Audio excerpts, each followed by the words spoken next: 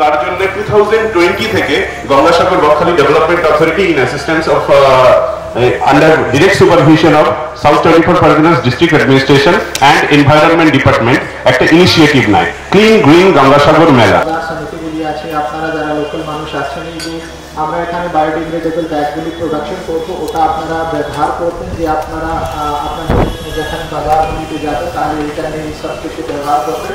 2 বছর ধরে সাগরে তো প্রায় আসছি, আমার দেখে খুব ভালো লেগেছে যে সাগর দ্বীপের এবং সাগর ব্লকের যতটুকু দেখেছি তুলনামূলকভাবে অনেক পরিষ্কার। এই সাগর, এই যে পবিত্র গঙ্গাসাগর মেলায় যে প্লাস্টিককে কেন্দ্র করে যে গ্রিন অ্যান্ড ক্লিন মেলা করার ক্ষেত্রে ওনার যে অনবদ্য অবদান, সেটা অস্বীকার করা যায় না।